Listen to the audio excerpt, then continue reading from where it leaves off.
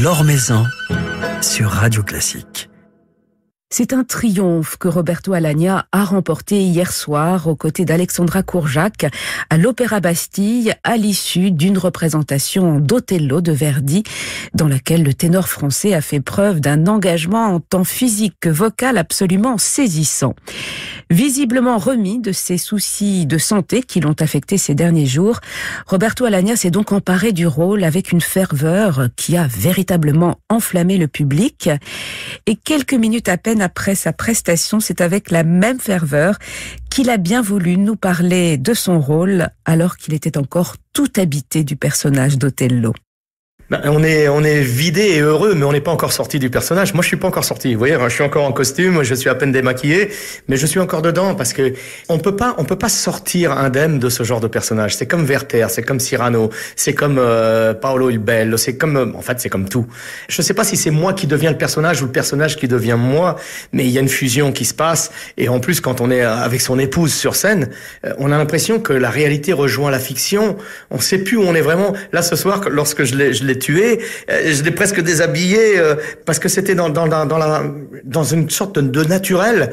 Je dis pas que je suis habitué à la tuer chaque jour, mais il y a quelque chose comme si on était un couple de danseurs. Mes pas s'emboîtent dans les siens s'emboîtent dans les miens, et c'est formidable. C'est vrai qu'on a senti entre vous deux une fusion incroyable, une intensité incroyable, mais en même temps, vous la jetez à terre, Desdémone, oui. Vous la traitez avec une violence incroyable. Est-ce que ce n'est pas non plus perturbant d'avoir son épouse et de la traiter, même si on est bien entendu sur scène, c'est violemment? C'est contrôlé, bien sûr, tout est contrôlé, mais vous savez, la violence, en réalité, elle est des deux côtés, elle sans le savoir. Desdémone est d'une violence incroyable quand elle revient à chaque fois lui reparler de ce Cassio. Alors on se dit mais elle est dingue, pourquoi elle lui parle toujours de ce Cassio? En fait elle a raison, elle pense qu'il est dans un état de folie, un état de tourment parce qu'il s'est fâché avec son meilleur ami. Donc elle essaie de le rabibocher et elle comprend pas que derrière il y en a un autre qui est en train de distiller un venin, en train de le rendre jaloux parce que en pensant que Cassio est l'amant de sa femme. C'est terrible. Donc la violence à chaque mot de Desdémone, en réalité, il reçoit un coup de poignard à chaque fois. Donc la violence elle est des deux côtés. Celle d'Othello est physique, mais celle de Desdémone est terrible. Vous imaginez si ça avait été vrai? La torture et jusqu'à quelle patience ce pauvre Othello doit avoir pour aller jusqu'à la fin. Et ce qui est intéressant ici dans ce drame, c'est que donc lui c'est un mort. Il s'est converti par amour pour cette femme au christianisme. Et elle est un petit peu convertie aussi, puisqu'on sent une femme presque soumise à cet homme, par amour aussi. Donc c'est intéressant. C'est un drame de l'intégration. C'est quelque chose d'actuel. C'est formidable cet ouvrage. Alors, ce qui est formidable aussi dans ce personnage d'Othello, Roberto Alagna, c'est toute l'évolution très progressive d'ailleurs de cet homme sûr de lui, vainqueur, amoureux, heureux, qui petit à petit va être submergé par le doute, par la violence. Il y a cette progression que l'on sent aussi maîtrisée pour arriver. C'est une progression très riche parce qu'en fait, il n'est jamais sûr de lui. Même quand il arrive au départ, cette tempête, elle est à l'intérieur de lui. Il vient de battre les musulmans. Mais lui, c'est un mort, c'est-à-dire qu'il était musulman aussi, peut-être. Et donc, il a trahi les siens, déjà. Donc, il arrive dans cette tempête qui doit être à l'intérieur de lui. Ensuite, dans Shakespeare, on sait que le père de Desdémone l'a maudit, parce qu'il ne voulait pas que sa fille épouse un mort. Donc, il lui dit, dans Shakespeare, un jour, elle te trahira. Et donc, il a ça depuis le départ. C'est pour ça qu'il plonge dans cette histoire de Iago. Et après, c'est lui qui commande, mais il n'est pas accepté, il est différent des autres. Il essaye pourtant de s'intégrer. C'est encore une histoire de l'intégration. Il essaie d'assimiler les choses, mais il est différent, il n'est pas accepté jusqu'au bout. Et donc c'est ça qui est terrible. Si moi, j'ai pu me trahir moi-même, dit Othello, comment ma femme ne pourrait pas me trahir ?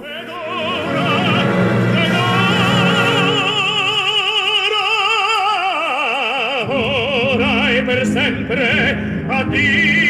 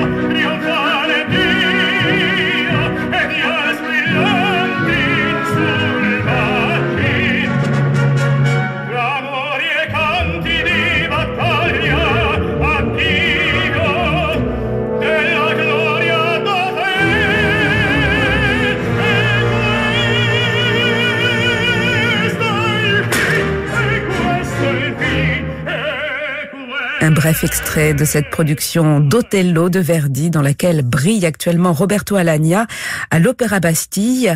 Othello, un rôle très intense sur le plan psychologique mais aussi sur le plan vocal, comme me l'a confié Roberto Alagna. Tous les rôles de ténor sont difficiles. Bon, celui-ci, il est éprouvant parce que comme il y a cette rage, cette jalousie, dès qu'il y a des sentiments comme ça exacerbés, la voix en prend un coup. Il faut calculer, il faut essayer de rester froid, mais c'est difficile de rester froid dans des scènes pareilles, avec des mots pareils, avec une musique pareille et une intensité dans l'orchestre l'orchestre, je vous assure, quand j'entre dans cette tempête, je me dis mais c'est pas possible, on m'entendra jamais. J'ai l'impression d'une avalanche de sons qui coule sur moi comme ça. Et je me dis, mais comment on va m'entendre? C'est le danger. Ici, ce qu'il faut, c'est pouvoir se ménager parce qu'il chante énormément et toujours avec une grande passion. Chaque mot est toujours prononcé d'une façon pas héroïque, mais toujours avec une façon riche de sentiments. C'est jamais à la légère. C'est toujours avec une ironie, mais une ironie masquée de douleur. C'est toujours avec un désespoir. Cet air, par exemple, Dio mi potevi scagliare, c'est incroyable. C'est une prière pour lui-même et où il dit que avant, il avait un rayon de soleil. C'était son rayon de soleil dans la vie. Et tout ça, c'est fini. C'est terrible. Et il se le dit à lui-même alors qu'il vient de la traiter de prostituée. C'est terrible. Sur un contrute. C'est fantastique. Alors vous chantez actuellement Othello, Roberto Alagna, mais vous allez enchaîner dans quelques jours, quelques semaines avec Carmen, la reprise de cette production mise en scène par Calixto Bieito, que vous avez chanté. C'est moi qui étais le premier à faire cette production. Et vous l'avez donné notamment il y a 2 ans, et on se souvient entre autres d'une représentation particulière, c'était la toute dernière, et nous avions eu le grand bonheur à Radio Classique de la retransmettre. Elle était filmée également. Vous aviez chanté avec Elena Garanza, et il s'était passé quelque chose d'extraordinaire sur scène. Il s'était passé qu'on n'avait fait aucune répétition. Parce que moi je chantais, dans le même temps, j'étais à Londres, où je chantais Turandot, et donc je suis arrivé directement pour la représentation. Et on s'était rencontrés avec personne, ni avec le chef. Bon, j'avais fait la mise en scène avant, et donc il s'est créé quelque chose de magique. Et c'est ça qui est formidable dans le théâtre, c'est qu'il y a une magie de temps en temps qui se passe et on peut pas l'expliquer. Et donc c'est vrai que j'ai vu ensuite la captation en direct, et c'est vrai que c'était assez impressionnant. Et ce personnage de Don José, c'est un personnage auquel vous êtes très attaché. Don José aussi, c'est aussi un personnage qui évolue énormément. C'est un personnage que je trimballe avec moi depuis des années, donc qui m'accompagne depuis longtemps. C'est un personnage tourmenté dans le sens aussi par rapport à sa famille, par rapport aux choses. Je dis toujours que Carmen, c'est aussi quelque chose de religieux. José veut sauver l'âme de cette femme pour se sauver lui-même. Il veut peut-être presque l'exorciser. Il pense qu'elle est habitée par le diable et il veut la sauver. Il veut la sauver par amour parce qu'il aime cette femme et à la fin il la tue pour pouvoir la sauver, donc l'exorciser de ce diable et pour pouvoir enfin s'unir à elle pour l'éternité.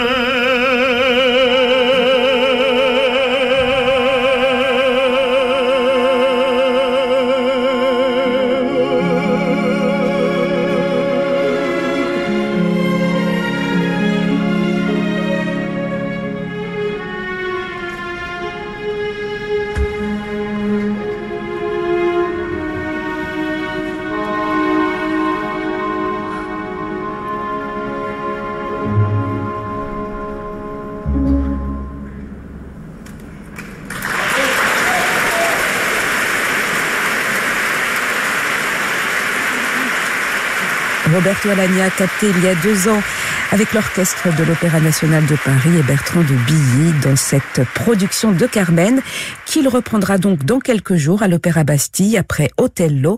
Ce sera à partir du 11 avril et avec Anita Rajvelishvili dans le rôle de Carmen. Et puis, il reviendra la saison prochaine à l'Opéra de Paris comme il s'en réjouit.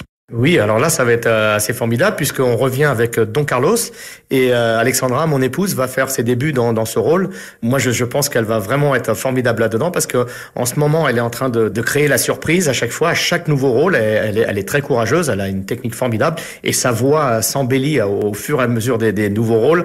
Et maintenant, la voix devient de plus en plus lyrique. Je pense que la musicalité due à ses années de violon, elle était quand même premier violon dans l'orchestre, à son talent, à son aisance sur scène, son jeu, sa technique, la couleur de la voix, les pianis, les fortés. Il y a un bagage là, un ensemble de choses qui est assez unique. Et elle nous a bouleversés ce soir, notamment dans la chanson des saules. Oui, tout à fait. J'étais derrière avec les collègues, on est en train d'écouter, et sur la dernière note, on se regardait tous en se disant, mais c'est pas possible, ça finira jamais. C'était d'une pureté, un cristal. On avait l'impression d'une perle comme ça de glace qui naissait et qui flottait comme ça dans l'air ambiant, et c'était impressionnant. Je sais pas comment c'était dans la salle, mais nous, en coulisses, cette note nous a envoûtés. Dans la salle aussi, hein. Je confirme, c'était envoûtant. Un dernier mot, Roberto Alagna, sur ce dictionnaire intime qui vient de paraître, que vous avez écrit avec Alain Duhaut. C'est vrai que vous livrez beaucoup, mais à travers un abécédaire. C'était un jeu, mais une façon d'aller très loin, quelque part, dans ce que vous aviez envie de transmettre. C'est ce qui m'a intéressé. L'idée d'Alain était sympa, puisqu'il m'envoyait des mots, et c'est moi qui réagissais, donc qui écrivais vraiment. Alain a juste retranscrit. Mon but, c'était d'abord de le surprendre lui, puisque quand il m'envoyait les mots, je savais qu'il s'attendait à une réponse. Déjà, il y avait quelque chose de guidé. Donc déjà, j'essayais de le surprendre. Mais ce qui est intéressant dans ce livre, c'est que on retrouve des tas de traits de mon caractère que d'habitude les gens ne connaissent pas. Un certain sens de l'humour, mon genre de culture, ma façon, par exemple, d'écrire une poésie. Quand il me met sur P, il me met poésie. Eh ben, je fais une poésie, que j'appelle ça poésie matinale, qui est en fait moi-même. Voilà. Et donc, je lui envoie ça, je le surprends. J'essaie d'avoir mon propre style d'écriture, que je ne suis pas écrivain, mais j'ai essayé de le construire vraiment comme quelque chose de littéraire. En même temps, tout est vrai, même si de temps en temps, je joue un petit peu à Big Fish, et je l'explique aussi dans le livre, où j'essaie d'enjoliver les choses pour rendre même la réalité un peu plus intéressante. On s'aperçoit de mes pensées, on voit aussi une certaine nostalgie, on voit ce que j'aime, on voit le rapport que je peux avoir avec certaines personnes, avec la vie en général, avec ma famille, avec ma fille, mes filles, mon petit-fils. Des fois, il y a des petits pics que j'envoie à certaines personnes qui des fois exagèrent sur certaines choses, ou des fois j'utilise aussi la fiction un peu caricaturale dans 99, où j'ai fait une sorte de fiction, j'ai 99 ans, et j'explique ce qui va se passer, et ce qui est très drôle, c'est que on fait sur un écran géant une mini rétrospective de mes 60 ans de carrière. Je trouve ça hyper marrant, voilà. Donc je m'amuse un petit peu, je me suis bien amusé, je l'ai fait en 2 étés, et j'ai terminé le tout la veille de ma première de Samson. C'est pour ça qu'on a le Samson sur la pochette. Alors, puisque c'est un abécédaire, s'il fallait choisir un mot ce soir pour décrire votre état d'esprit après avoir chanté Othello, un mot. Ça serait heureux. Ouais. Heureux et satisfait, parce que on n'est jamais satisfait dans ce métier. On est toujours, en tout cas moi, je suis quelqu'un de très très autocritique. Mais là, en ayant vécu ce que j'ai vécu ces derniers 10 jours avec la trachéite, chanter quand même, et puis vous savez, chanter Othello tous les 2 jours comme ça, tous les 2-3 jours, c'est quand même un challenge, c'est une épreuve. Donc aujourd'hui, je me dis, voilà, c'était la 4e pour nous avec la Générale, je suis satisfait, le rôle commence à être en moi, et je commence, moi, Roberto, à me sentir un petit peu Othello. En tout cas, vous nous avez transporté. Merci beaucoup. Merci, et bravo. Merci, très gentil de votre part.